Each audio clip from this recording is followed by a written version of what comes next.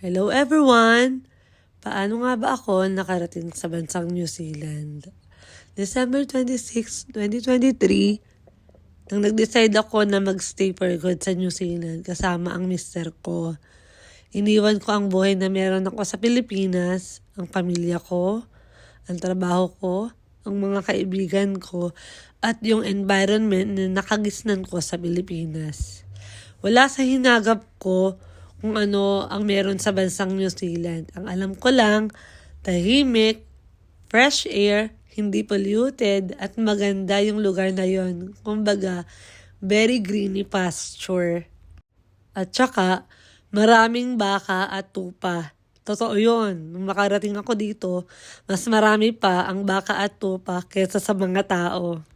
Pumasok ako sa bansang New Zealand under visitor visa. And then less than 1 month of staying and living with my partner, we decided to apply for my partnership working visa. That was January 24, 2024. Ginawa ko siya, online application that time. And then I prepared a lot of things about our relationship status. And then, nagkaroon ako ng doubt that time because our relationship living together is not more than 3 months. So, nag-isip talaga ako ng paraan kung anong gagawin ko, kung anong kapapaprovide ko to prove to the immigration that our relationship is genuine. Gumawa ako ng cover letter that time, including our relationship status, since the day that I met my husband 2019 till I arrived in New Zealand 2026. And then that time nag-prepare din ako ng relationship timeline together. Of course, nag-provide din ako ng photos together, our chat together on the WhatsApp, if you have the WhatsApp, your Facebook, etc. And then your trips together if you're going to out of the country or your partner is going to your place just to see you.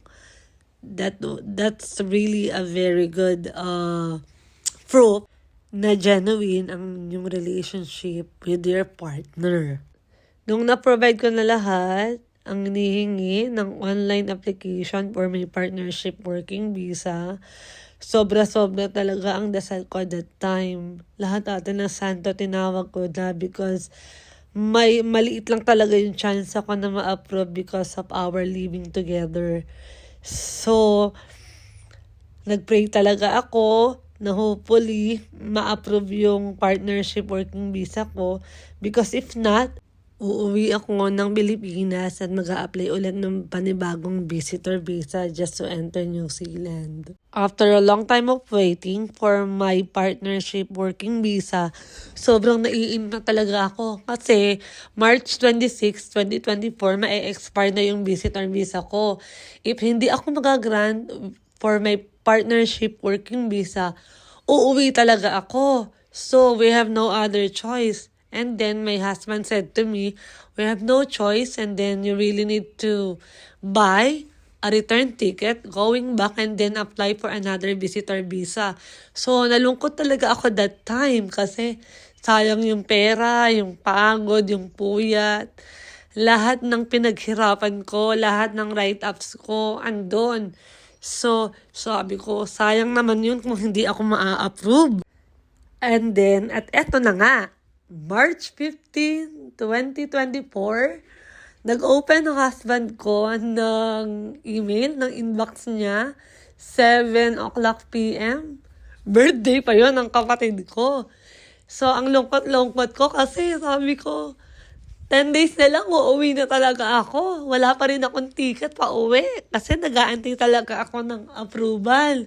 And then, iniabot sa akin ng husband ko yung laptop and then nakita ko, may work visa na ako. They approved my work visa March 15, 2024. So, I waited 1 month and 18 days for the approval of my work partnership working visa. So, ayun.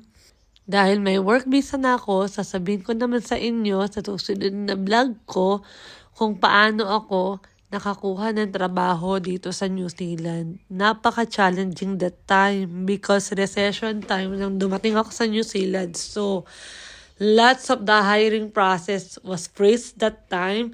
So, quite lucky, I think. So, sabihin ko naman sa inyo sa susunod na vlog. Thank you so much!